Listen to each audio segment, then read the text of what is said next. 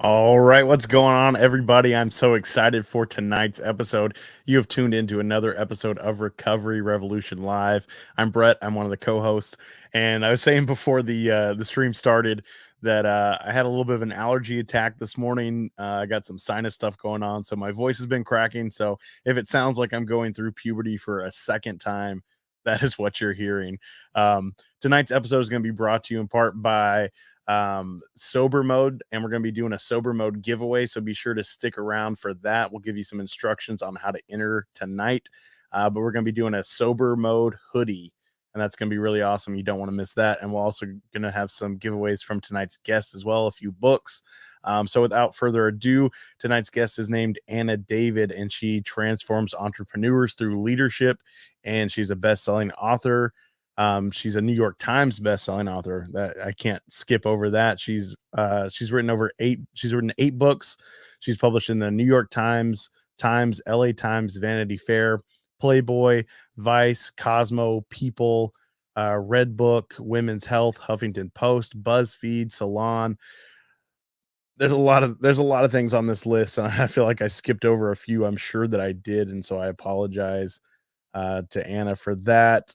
She's also been on Good Morning America, Today, Hannity, Attack of the Show, Dr. Drew, Red Eye, The Talk, CBS Morning, Insider, Fox News, NBC, CBS, MTV, VH1, E. The list just continues to go on, and I'm sure I missed quite a few of those. But without further ado, I'm going to go ahead and bring Anna and JR onto the screen, and we can get this episode started. Hi there. Good evening, everybody. I am so stoked about tonight's guest. She is amazing. I had the honor of meeting her in Las Vegas this year, and she'll blow you away. That's all I got to say. You know what I'm blown away by? How I forgot to clean up my background. So there's paper towels and headphones sitting over there. It's killing me. But we don't do this perfectly, do we? We just do it. Right? That's right. So what now? JR, you want to take us away, man? I mean, I kind of know your story, but our viewers don't. I've read your bio, and from dog walker to New York Times best-selling, three TedXs. I mean, like Brett was saying, the list just goes on and on. I mean, you could jump in anywhere you want. I mean, this is your show. Well, fantastic. You are so sweet. I am so so happy to be here despite my paper towels in the background. And what's interesting is the dog walker. So Party Girl was my first book, and it is a novel, what they call a roman à clef, which means that it's a novel, but it's all totally true. That's what that means in French. And so and back then, this was 2007, there was no such thing as Quit Lit, there weren't recovery influencers, there weren't all these things. And I thought, well, if I make it a novel, I can take elements from my life and make fun of them. And anyway, I did get the rights back from HarperCollins, and I re-released the book in September of this year, and that's the glorious new cover behind me.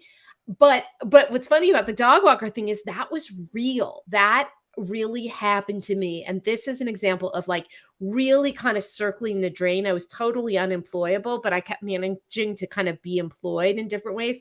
And I got this job as a dog walker to this executive who worked at Imagine Films, which is, I don't even think it exists anymore, but it was Ron Howard and Brian Gracer's company. And I was so delusional. I thought, well, I'm going to walk her dog and she's going to realize how brilliant I am. And then I'm going to write a movie. And then she's going to, next thing I know, Ron Howard's going to be directing my movie. But the reality is that I was doing coke, walking, driving to her house, walking her dog. To add insult to injury, I'm a cat person. I don't even like dogs. And I'm like, oh my God, I am picking up a dog's shit. And that is my career. And just when I thought it couldn't get worse, she called me and she said, She paid me like $10 an hour. And she said, so Anne, I was thinking, how long does it take you to get here? And I said, well, it's about half an hour there and a half hour back. And she's like, well, see, I work at Imagine and they don't pay me for my driving time. So I was thinking you've been billing for 2 hours, but really I should only pay you for an hour because I shouldn't be having to pay you for travel time. So I got demoted to $10 a day instead of $20 a day. And it was really an abysmal experience, but that's what my life was like before I cleaned up, really. Wow. I can't see you walking a dog for $10 a day. Oh, I know. I was terrible at it. That poor dog. I wonder if he's still alive. Probably not. Not because of my caretaking skills, but just because it was a very long time ago. But yeah, it was not, I honestly was, people talk about, oh, I lost everything before getting sober. I had nothing. I had nothing to lose. Great. I didn't lose anything because I had nothing. And I was fired from every job I ever had. I've actually been fired from every job I've ever had in sobriety too. So it just turns out it's me. It's not my addiction, which makes me an excellent entrepreneur. I just can't seem to work for people, but that's okay. I think I'm okay to work for, but you'd really have to ask my team. Now you're your own boss. Yeah, and I'm the boss of a lot of other people. And I'll tell you something, that's not easy either, but I prefer it a million times to letting someone else be the boss. Amen. Yep. So tell me about Las Vegas and the mobilized recovery. I know was this your second year doing it? 'Cause I saw you the year before, but we did it on Zoom. Yeah, it was actually my third year. So I think it's only 3 years old. So I think I've been at every single one. Ryan Hampton is like my brother from another mother. And he was kind enough to allow me to do my storytelling show there 2 years ago. And I used to have a storytelling show in Los Angeles where basically my thinking back then, I had a website and it was called After Party. And I created it and I sold it to the owners of the Fix. And it was so hard to get traffic there. And I thought, well, it's really hard to get people to read. But what if you got them into a room and you forced them to listen to you? And that was the impetus for starting this storytelling show. So it was so great. It ran for a couple of years here in LA. It was a coffee shop that had a theater in the back, and there were tons of AA meetings there and everything. And so we would get local rehabs to come. And I would get these great comedians like Eddie Pepitone and Laura House and Jackie Cation, these wonderful sober comedians, Greg Barrett. And what was awesome is we would get these people who were so newly sober and they were at a rehab where you couldn't have caffeine or sugar. And so this was their big event, was they were allowed to come to this event. And so they would get all this coffee and all these cakes. And then they would come in and they would laugh at anything, anything we said. And there's, a show kills if it's crowded and the crowd is laughing. And this could only fit 50 people. And that rehab always had like 40 people. So it was always like standing room only, people howling. And it's pretty awesome because over the years, not a lot, but people have come up to me at meetings and said, I was in rehab and I was taken to your show. And it was the first time I realized that I could have joy and laughter and fun in recovery. But anyway, Ryan was a regular attendee at my LA show. So he said, why don't you do it at Mobilize? So I was able to pick 4 of my performers and they flew us to Vegas and we did the show at the end of Mobilize, which was great because they had all been really serious the whole time and they just got to laugh. So that was wonderful. That was really fun. Yeah, that was I remember your workshop last year. Yes. And I was excited when I heard you were going to be the MC this year.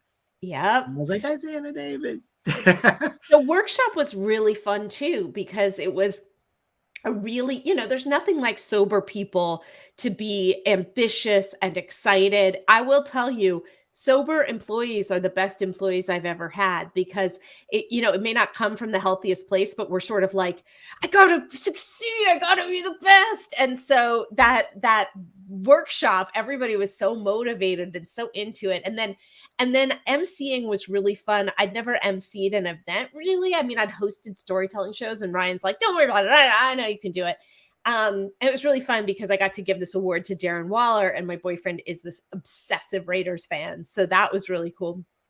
But what I didn't realize is that Ryan didn't tell me we were going to be standing on stage the whole time. Yeah. And I don't wear heels, and I wear flip-flops all the time. So I'm wearing heels, and I didn't realize there was a camera on me. And so literally the whole event, I saw a video of it, and it's like me going and talking to Ryan and sitting down and all these things. So that was mortifying, but fine.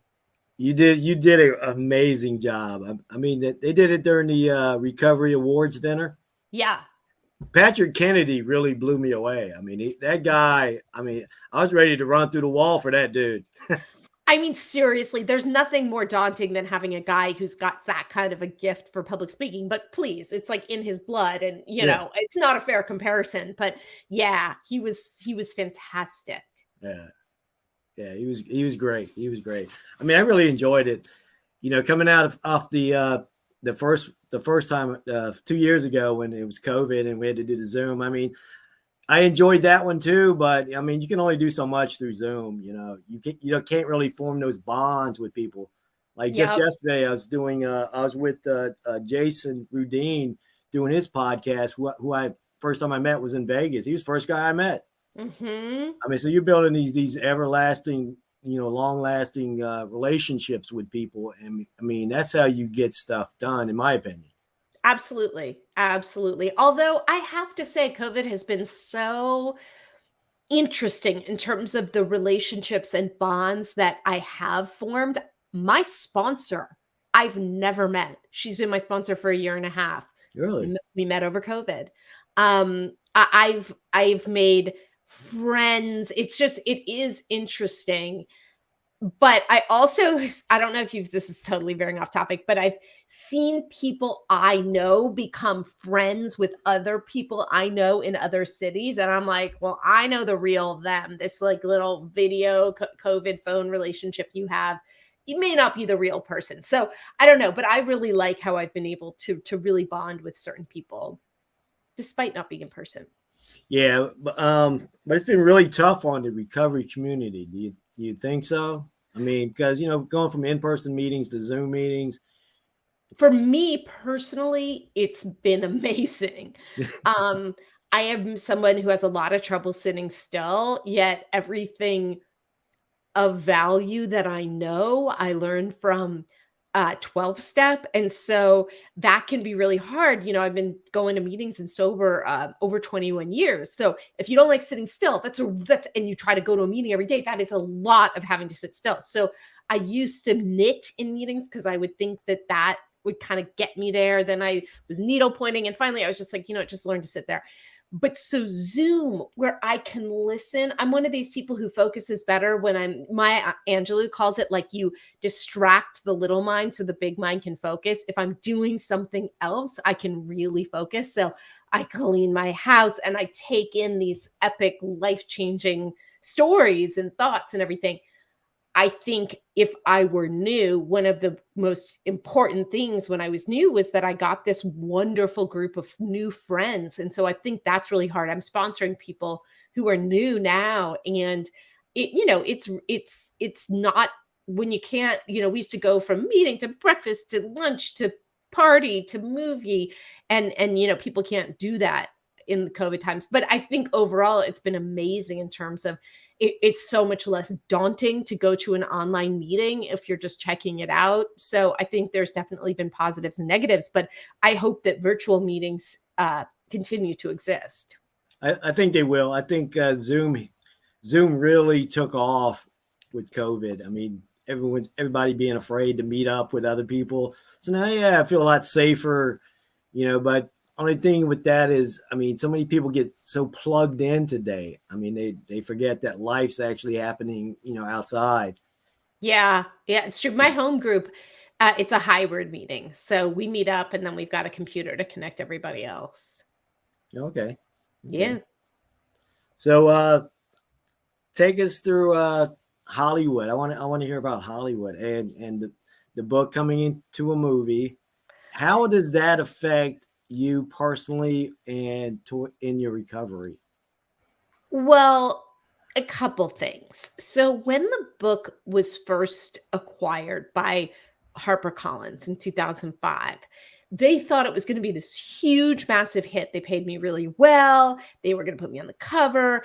There was tons of movie buzz. They were going to make a reality show about me releasing this book. And then my publisher, Judith Regan, was fired in this huge scandal. And so all this hype died instantly. And even though it got tons of press and I was on the Today Show and it was in Cosmo and all of these things, there was no one at HarperCollins to sell it to bookstores. And back then in 2007, that mattered a lot. It doesn't anymore. And so it was devastating to me that this book that I knew was the best thing I had ever written, the funniest, would, kind of didn't get a shot. And so over the years, it's been optioned over and over and over again. But now it looks like it really may happen. And so I decided I don't want HarperCollins, who completely screwed up this launch, to reap any of the benefits. Because look, if it becomes a movie and it's a hit, then lots and lots of people are going to buy the book. So there's a lot of ifs in there. But so I was able to get the rights back. It was very complicated. They didn't want to give them back. I had to get a lawyer and my agent involved in all of these things. And I was able to get it back. And so now I own the rights. And the movie just, I've got Jeff Garlin, my who's a dear friend on Curb Your Enthusiasm. He's attached as a producer and to play the rehab counselor. And then I have, in Hollywood, you gotta have all these little schemes. I've got a friend of mine I went to rehab with, who's a character in the book and the movie. He is an Oscar-winning producer, and so he's attached, and he's getting this. It's just everybody's. We've got some money. And I got nothing solid for you, but it's going to happen. I just don't know when. I believe it's going to happen. I mean, I want to see it. Did you come to that event that I did with Jeff I Garland? did. I did. I mean, I was in there for the whole entire time, and God, he wouldn't let you talk. I was like, man, let her talk. I want to hear about this. I know, but he's so funny. Yeah, he is funny. He is funny. Yeah. I mean, you got a lot of fans in Mobilize. I love that. It makes me so happy. I will tell you something honestly. Because, when I wrote Party Girl and I started talking very publicly about my addiction and my recovery, I didn't know that that was brave. I didn't know that that was trend setting. I didn't know it was anything except what I felt like doing. And then I think as that became something people did, I started to get resentful. And it manifested in such a weird way. I was very hostile if people reached out to me about recovery related things. I think it had to do with the fact that Party Girl was not as successful as it was anticipated to be, as I thought I should have been. And I saw these other books come out and do better. And I don't know, it's just all my ego. And so now that I'm working a program and I'm actually like a person who gives the world love and not her ego, it means so much to me that anybody values what I have to say about this, because I'm not a doctor. I'm just somebody talking about my own experiences. And it's just cool. It's an honor to have fans from Mobilize. Yeah, you are one of the people that I can think, one of the few people that I can think of that actually opened that door for us to restart recovering out loud. I mean, you embraced it, and then, 10 years later, I'm embracing it. Yeah. I mean, it really does make a big difference out there. Yeah, that's so cool. Like I said, I had no idea. I live in LA where every other person sober. Anyone who's not sober probably needs to get sober. And I'm a writer. Everybody would expect me to be a drug addict and an alcoholic. And I'm a Jew from Marin County who's been in therapy since I was 16. So there was nothing brave about my talking about it publicly. Lena Dunham has this quote, it's not brave if you're not scared. Right. I wasn't scared. I just started doing it. And it was only when I started doing it and I started hearing from people who did not live in Los Angeles and be in careers where you could be open about it, that I started to realize it still wasn't anything brave for me, but that it was a big thing for other people to do that.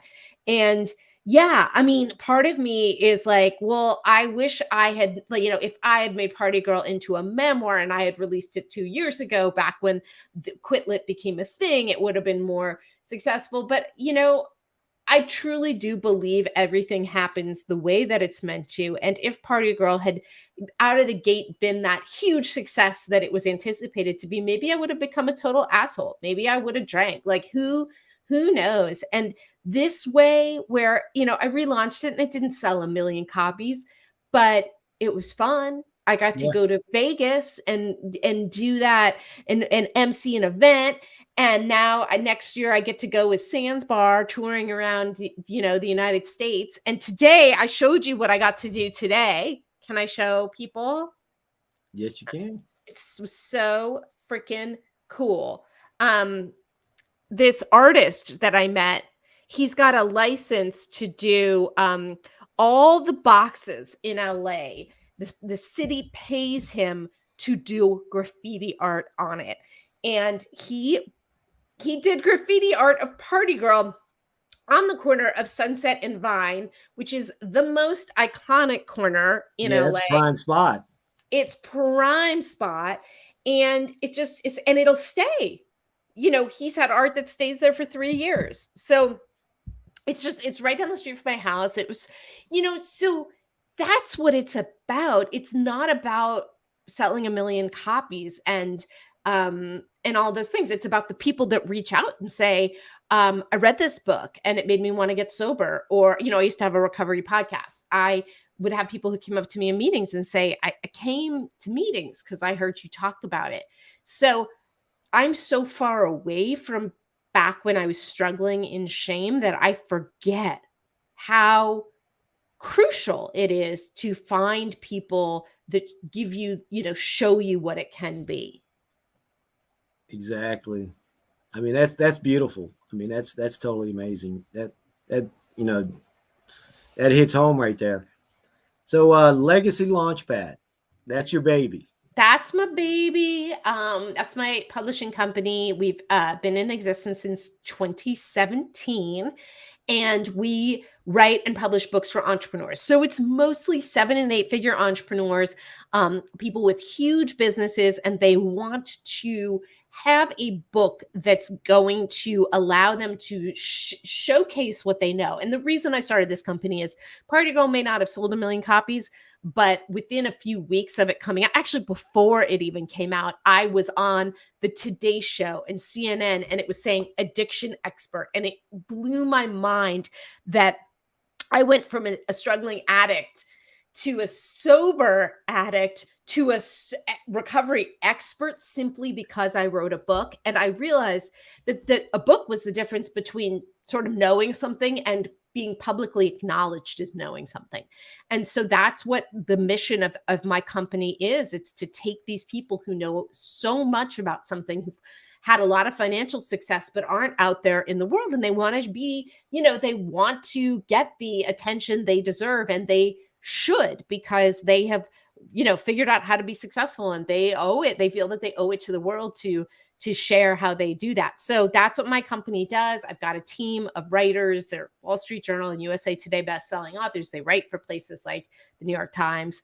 And the client signs with us. I give them one of my writers. The writer spends several months sort of being their personal documentarian and writing a book in their voice. And then we edit it again, lay it out, launch it. And we know we have this sort of proven bestseller launch system. So even though each book is individually tailored to each person, We have a proven way, a method for getting it to be a #1 bestseller in 10 categories on Amazon and get it distributed to 40,000 other outlets. And so it's really wonderful. It's a lot of work. We charge a lot of money because no expense is spared.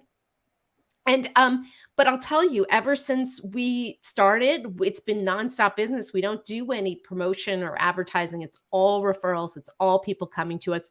And we've done a lot of recovery memoirs because people come to me for that. So our clients are about half those business people and half other people who either have written their book and just want it published or want to write their story. And, someone, Emily Lynn Paulson, who's now a huge recovery coach, she came to us and she wanted to be a best-selling author. She already had a big Instagram following, but she knew exactly what she wanted. We did this book together called Highlight Reel. And now she has this company called the Sober Mom Squad. She's on the Today Show. She's in the New York Times. And so, and Darren Prince, who's another recovery advocate, same deal. So my first clients, particularly Darren and Emily, showed me what was possible.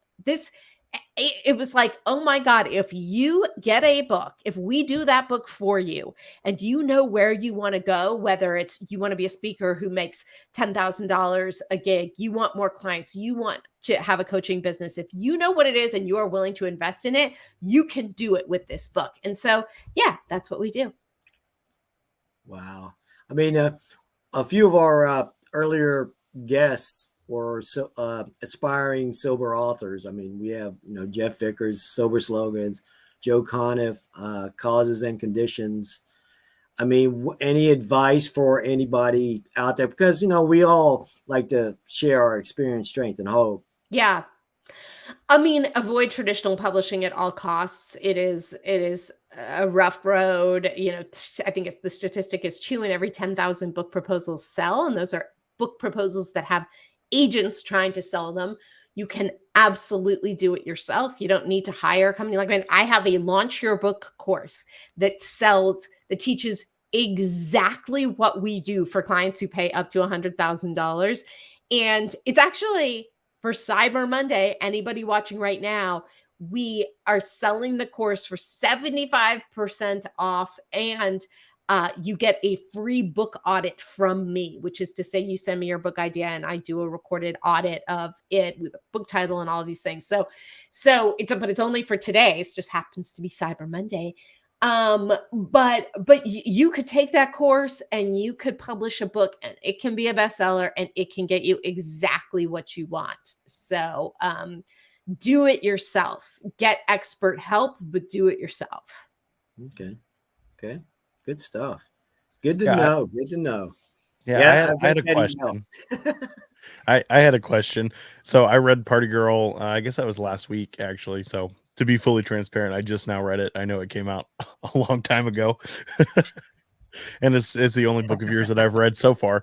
But you mentioned, I can't remember what the French word was that you used to talk about it being an autobiography. How much of the book is real and how much of it is fiction? Excellent question. And by the way, I'm impressed that you read the book. Most people don't who are interviewing you, and you can usually tell when they haven't. And by the way, I interview authors and don't read their books all the time. So there you go. A lot of it is true. A lot of it. And then when I got sober, I immediately got hired at this magazine called Premiere, which is now long gone, to do a column called Party Girl. And I thought it was really funny that I'd been this wild and crazy party girl for many years. And suddenly I was sober and really boring and just going to meetings and having coffee with my friends. And suddenly I was like the moniker of Party Girl. And they were sending me to premieres and the Oscars and the Emmys and Golden Globes. And I was supposed to be living this glorious, crazy party girl life. And so that was what the column was. So once a few years had passed, I thought that's a really funny premise for a book. What if this person had to embody that and had to create a fake persona based on who she used to be? So that was the impetus for writing it. A lot of the stuff in there really did happen to me. There's there's this gross musician who I in real life was delusional enough to think that if this musician invited me to his house to do the interview, that I was really going to score this awesome interview, and not even getting that he just was trying to leave with me. And so a lot of those things are totally true. And then I had to make up a lot to make it a story. It ends in this big, the character in the book becomes a lot more famous than I actually became. I didn't become famous. So it's very much what HarperCollins, when they released it, they called it reality fiction. They coined a new genre for it. Okay, so as far as like there's the part in the book where you have like the photo shoot. I don't want to give away too much of the book if people haven't read it yet. But there's the part where you're doing the photo shoot and you're in like the martini glass or whatever. Did that actually happen? Great question. When I was about 4 years sober, I got this opportunity to write a story for Playboy magazine. And it just randomly happened to me. And then I wrote this story and they decided to shoot me for it. So I've been in Playboy twice. So I was in it for that issue, and then a couple years later for another story I wrote. And that was crazy because I've been photographed kind of, but not like a Playboy magazine shoot. And to be clear, I'm not totally naked, but goddamn close to it. And they got this guy, Antoine Verglas, who shot all the Victoria's Secret catalogs to do it. So it was based on that scene is based on that experience, but the martini glass is made up. Nice. And then you said that you fictionalized part of it. So the ending, you said you kind of made like the big dramatic ending. How did the column actually end, or did you like have a realization that you were in a bad place and you couldn't keep doing that and it kind of went against your morals, or how did that column come to an end? Amazing question that no one has ever asked me. The column came to an end because I was fired, but unlike the other times I was fired, I hadn't actually done anything wrong this time. What happened is Premiere hired me because they had a new editor-in-chief and they wanted to make it like super cool. And they thought, we're going to hire this girl. She's going to do this column called Party Girl. It's going to be super cool. But the problem is Premiere Magazine was for film nerds and they didn't promote, this is the new Premiere. They just kind of suddenly threw this in there. And the word came back that I alienated the readers. Film nerds were not down with Party Girl. And so in circulation plummeted. That wasn't really my fault. But so the editor-in-chief was fired. And the same day he was fired, I was fired. They didn't call it that. They just were like, we're letting you go. You can keep writing for the magazine, but no more Party Girl and no more, health insurance kind of a thing. So yeah, I wish I could say, oh, it went against my morality, but no, I was fired. Well, thank you for answering that question, because as I was reading the book, I had a feeling that a lot of it was based on events that had happened in your life. It just a lot of the elements just felt real and like a really like a lived experience. Yeah, you're absolutely right. It was, and that's why, and I don't say this in a self-aggrandizing way, it's the best thing I've ever written because I didn't have what you get once you release a book and you're put through the churn of traditional publishing. It's so hateful. It is so awful. The people on Goodreads are so mean. They're so mean. Never authors. Authors get that you've worked really hard to put yourself out there. So we're often incredibly supportive of each other, but you have no idea. And especially traditional publishing, because they make you feel like it's all your fault that your book didn't sell well. And when I wrote that book, I didn't know about any of that. I just knew that I'd had this experience and that I wanted to share this experience. And I thought, my original impetus was when I was bottoming out, I didn't know there was any happy life. I thought I want to die. I wanted to die for a while. So I know AA, rehab, and sobriety will just be awful, but maybe they're better than dying. So I can't kill myself and then try that, but I could try that. And if it's as bad as I know it will be, I can then kill myself.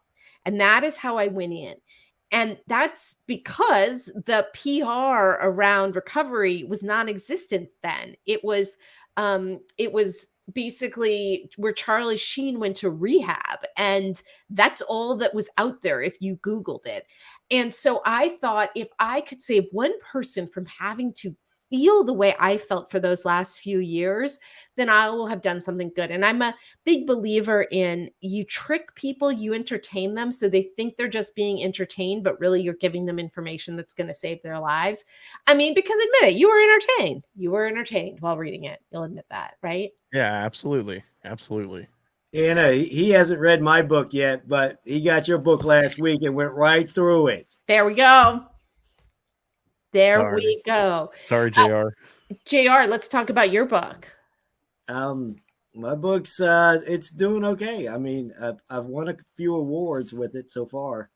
I actually wrote it in 2018 and I wasn't satisfied with it, so I went back in, edited, got an editor to come check it out, new this book cover, and I'm really happy with it now. I mean, it's getting great reviews.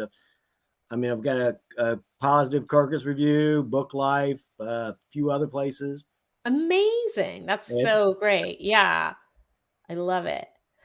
Yeah, I mean, I'm happy with it.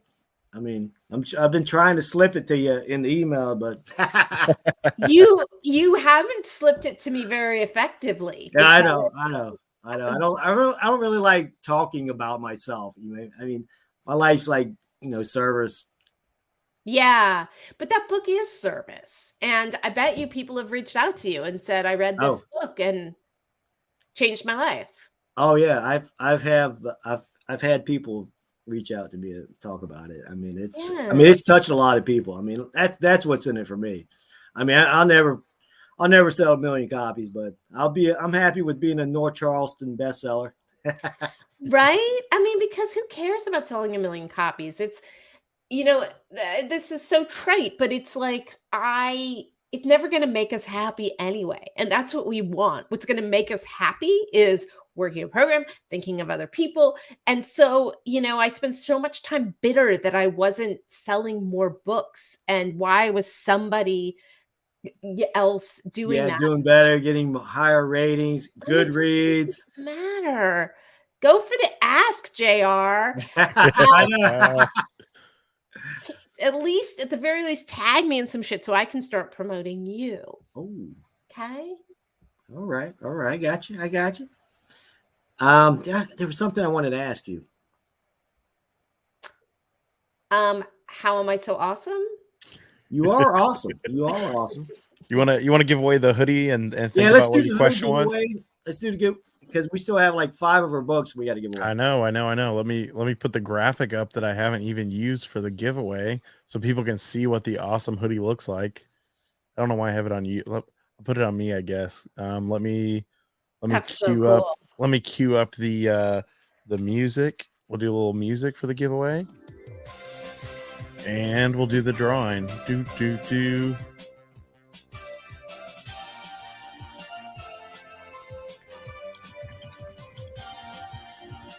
All right, and the winner is Shannon Lee Johnson. All right. If you want to comment or send the Facebook page a private message, and we will get that out to you. All right. Good stuff. Okay. Oh, I didn't mean to do that. Let's see. Let's line them up for Party Girl. Yeah, let me get that to go away.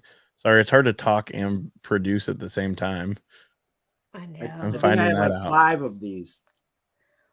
So cool. And so there are people here who are commenting and stuff? Yeah, you're on the private chat. There's a public one that you could read on the right side. Oh, okay. Are they having fun, these people? They look like they are. I mean, they're pretty active. Comment, you guys, and say how much fun you're having. Oh, look at that. Look, I just needed to click over there. Look at that. Her marketing is boss.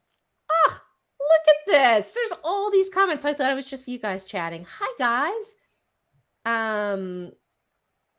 Oh yeah, my question was about in your bio you said you started the fix.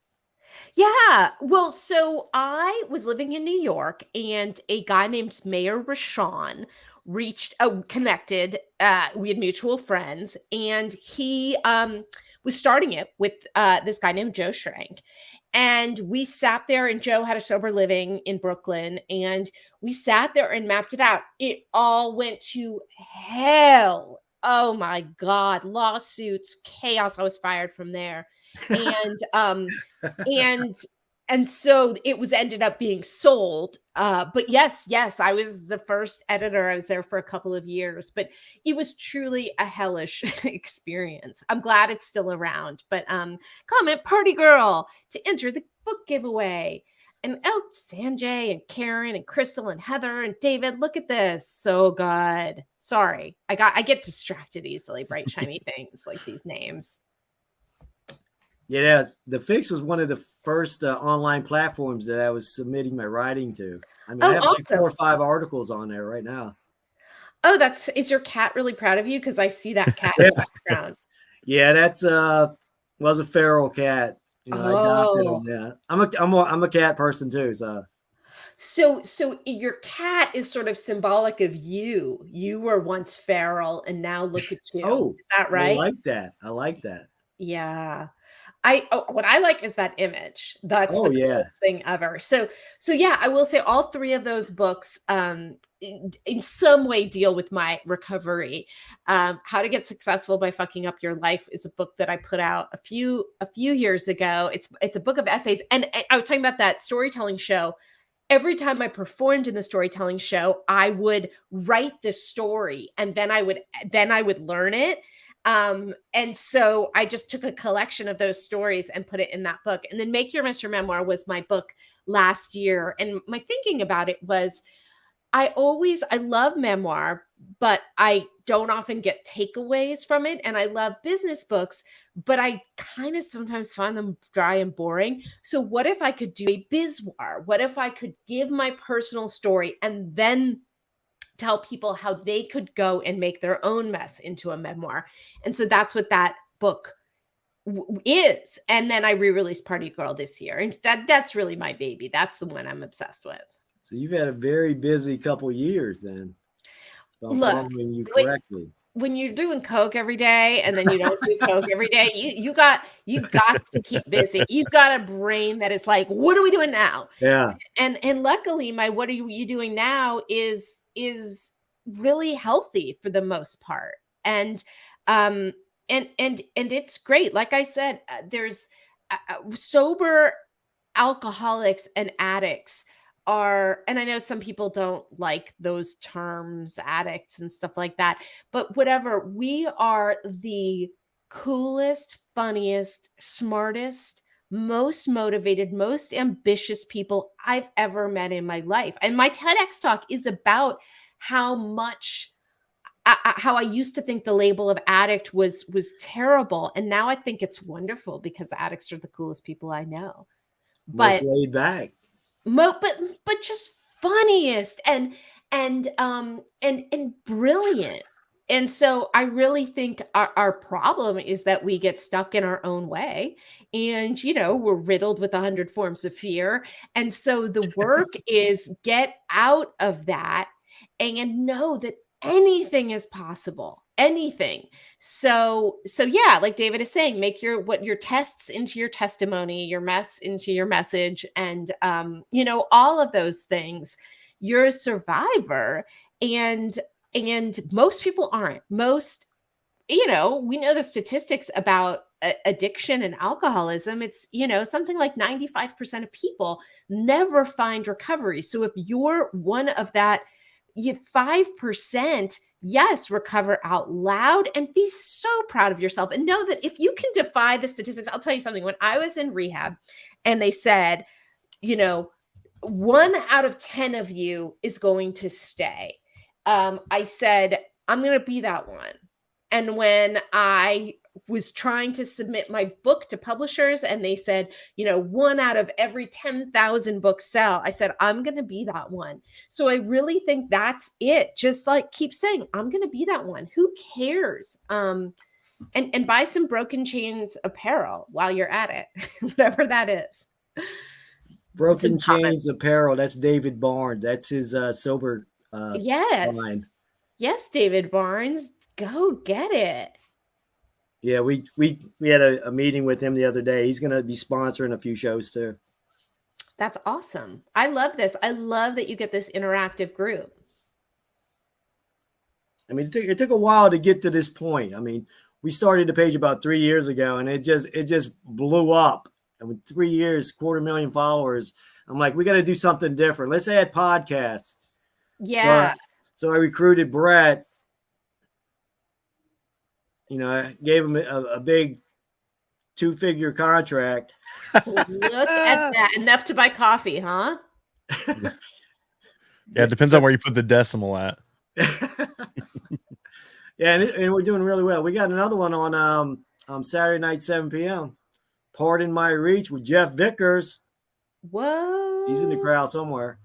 I think he's the one that's commenting from the Recovery Revolution page. Oh, okay. He's trying to win your book, I see. He's trying really hard, and I think he deserves it. But I also think that Heather Conley deserves it, and Amanda Mass-Darnell deserves it, and Alvin McGuire IV deserves it. So Christy Morris. I only have 5 copies, and I want to keep one. Well, so what else? Do people out there have questions? Yeah, let's open it up to questions from the audience. Anybody have any questions for Anna? I know Jeff Vickers does. I was going to say Jeff probably does because he's written his own book. He's already commenting. There he goes. That's Jeff. Well, so Jeff, okay. But this is a kind of one-sided conversation. Let's swap books. Yes. Jeff, what's your book called? Sober Slogans. Sober Slogans. Is it a book of sober slogans or is there more? There's a little bit more to it. I mean, it's a really good book. I've read it. So I would be also curious. Put in the chat if you're interested in writing a book. The New York Times says that 81% of people want to write a book. So are you part of that 81%? Because if even a part of you thinks that, then do it. Like, make 2022 the year that you do it. It's so possible, and this is coming from a former dog walker who doesn't even like dogs and was getting paid $10 a day. Ouch. Yeah. I mean, I used to pay my dog walker $40 a week. It's not better. I mean, I'm no mathematician, but that's not great either. It was just that it doesn't really matter, but it was just, I was so depressed and I was coming home to do cocaine. So yeah. So what else? I mean, I know we're coming up on 6 o'clock here, but what else should we chat about? So what's in store for next year? After you get all of this, you re-release Party Girl, you got your possible movie coming out. Hey, we just had a Real Recovery Film Fest on here a couple weeks back. You ever think about submitting the movie to them and having them run it? Leonard Buchel's? Yeah, Leonard. Mm-hmm. Yeah, he's going to be on here in January, I think. I've known Leonard for so long. It has to be a movie before it can be submitted there. Yeah. But yeah, I take steps every day to make it happen. It's that whole thing. I try to live my life by this idea of, and it's like we talk about, like, wear your sobriety like a loose garment, because how do you get something that you really want without energetically pushing it away? There's this David Hawkins quote that says, "We get what we want when we stop insisting on it." And I used to, before I fell in love with my boyfriend and moved in with him, moved him in with me. Let's be real. I would be dating these unavailable men and just want to will them into loving me. And they were never going to, because they were simply incapable of it. And I would try to will people to buy my book and the movie to get made and all of these things. And instead, it's like, how do you show up and really want something and then let the universe just give it to you in its own time? Because it's never going to come when I want it to come. Nothing's ever going to be fast enough. And so, and how do you enjoy the journey? Because I have had miserable book releases and I have had glorious ones, and I have had miserable relationships and I've had glorious ones, and I've had miserable days and I've had glorious ones. And the thing the glorious ones all have in common is that I just let go of the reins and I just let whatever was going to happen happen. I mean, this is such a dumb example, but so I told you guys before we were recording next year, I'm going with Sands Bar on tour. So this wonderful guy named Chris Marshall is based in Austin, Texas, and he has a company that serves not alcohol-free cocktails, and they're really yummy. And he is going around the country next year, and he invited me to come with him and do party girl signings in each city. And I love it. It gives me this opportunity to go to cities I would never normally go to.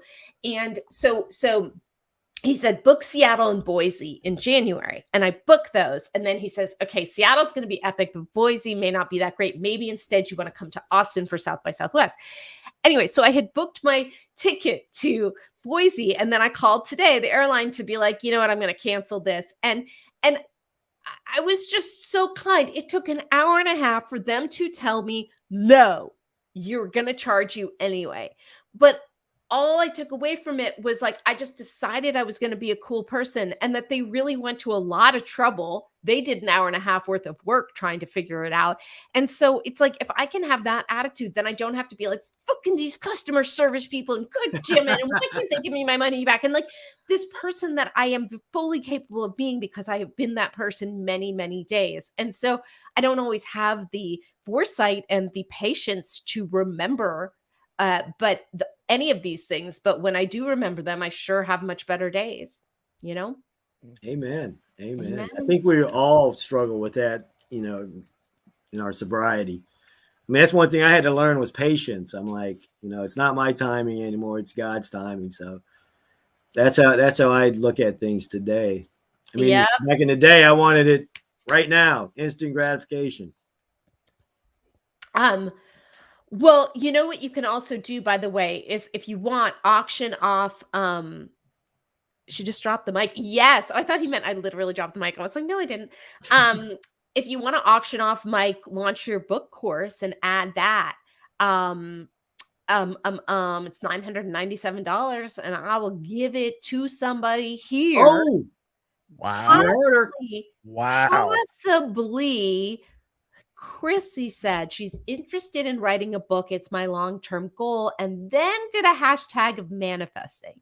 So I think possibly she has manifested a course. Oh, yes. Chrissy, congratulations. She's one of my admins. She's been amazing. Look at that. So if you'll pass along my contact information to Chrissy, I will get her access to this course. And all I ask in return is that she actually do the course and launch her book next year. Wow, Chrissy. Big stuff. Yeah. Wow. That's insane. That's what happens when you show up. That's right. Yeah. That's right. So okay, y'all, what now? I have a couch being delivered, so I kind of gotta go deal with that. But this has been super fun. I mean, I really enjoyed. Let's do the giveaways. Yeah, let's do the giveaways, because I got a ton of them. Yeah. I mean, I'll do 4 party girls and the Make Your Mess Your Memoir, and how to get successful by fucking up your life. All right. I guess we'll do the same drawing thing again, and I'm gonna leave it on JR's face this time instead of mine. Did a party girl one? What's that? Did someone win the party girl? That's what. Aren't we doing the drawing right now? Yeah. Okay. Yeah. So I'm gonna hit the little draw button. It's gonna generate a random name from the comments, and I will read it aloud, and we will do that 4 times, 5 times. How many total books are we doing? We're doing a total of 4 and 6 books. All right. The first book, which I guess you're going to pick which one that is, JR. The first one goes to Amanda Mass Darnell for book number 1. Book number 2. Amanda, please email the page with your address, and I'll get this mailed out this weekend. All right. Book number 2 is going to go to Alvin Mc. I don't know why I'm the one doing this. I'm a terrible reader, and I'm also the one that read the book. Well, you're the only ones that can see the names, buddy. I know. Alvin McGreer, the 4th. Alvin, email the page with your address, and I'll get it out this weekend. All right. Book number 3 is gonna go to Larry Birmingham. Larry, please tell me you don't live in England. Or Canada. Yeah. Well, All Chrissy's in Canada, so. Book number Okay. We'll forget 4. Party Girls. 3 more Party Girls, and we'd be. Oh, 3 more? Yeah. Man. Oh, I gotta cue my music up again. I didn't even hear the music, dude. Oh, I got it down kind of low. Karen Smith McGuire. Karen Smith, come on down. Gotta keep the 80s game show music rolling. Yeah, if you want to book, send an email to the page, or you can email message me personally. Oh, there we go, Jeff Vickers. Jeff, Party Girl. How many more we got? I can't count. Dude, I can't count, man. I can't go. You're the one supposed to be keeping track of it, man. I don't want to give away more books than we have. Well, look at me. Math is not my thing. Yeah. All right, David Barnes. David Barnes. Broken Chains. Broken Chains in the house. Yeah. One more. He says one more. One more? Is that one, or? You tell me if I'm reading another name or not. I think we're good, man. Oh, that's it? Yeah. All right, perfect. David, send me your address, buddy. Nice. All right, let me switch back to a different view. Anna, it's been totally amazing. I am so glad you accept. I'm so glad I reached out to you on LinkedIn.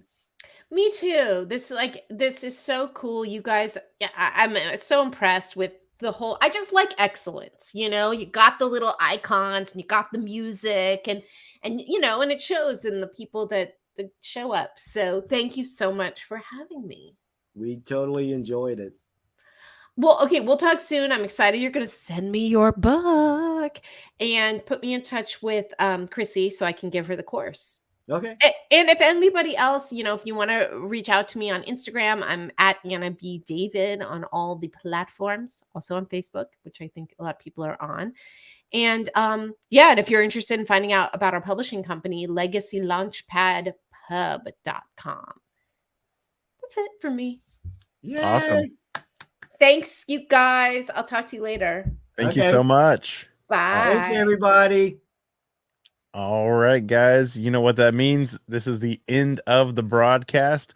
As always, the audio version of this will be available in about an hour or so after this video ends. And I also have another podcast called Recovery Survey. Come out every Wednesday, usually about 30-minute episodes. And this week's episode is actually going to be Liz McKean, who was on the Recovery Revolution Live a few weeks back. Oh, really? Yeah. Liz and it's is interesting. awesome. Yeah, she's awesome. And the conversation was actually a little bit different than the one we had on here. So you get to hear a different aspect of her recovery journey. So that's pretty cool to see that. And as always, I'm skipping a part. Thank you to tonight's sponsor, which is Sober Mode. They gave away that awesome hoodie earlier in the episode. So be sure to check out the Sober Mode merch, which is available on their website, which is, I believe it's sobermode.com or sobermode clothes. Sobermode.com. Sobermode.com. Yes, sir. I'll post it in the thread here. You, sir, are awesome. And boom. Yeah, who won the hoodie? I'll have to I need their rewatch. address. I got to send it to him, and so he'll send out the hoodie. Nice. As always, guys, remember it's progress, not perfection. Just like this live stream. I feel like it's getting better every week. So continue to tune in for more fantastic recovery content. Who's our guest next week? Who is our guest next week? Tracy Levine. Tracy Levine. That name sounds so familiar. Yeah, she's the one that does the recovery blog. That's the one. And she is a member of the Recovery Revolution page. So that's pretty cool that we're having one of our own people on the podcast. Awesome. Looking forward to that. Remember, if you won anything tonight, please email the page and kind of remind me what you won, because I cannot keep track of that stuff. Well, fortunately, we have a video that you can rewatch after it ends, and you can see who got what. Oh, that is true. That is true. Aha. Awesome. Well, all right, take us out, big guy. Oh, I already put the screen up. Yeah. Like I already said, progress, not perfection, guys. We will see you next week. Same time, same place, 7 p.m. Central Time, 8 p.m.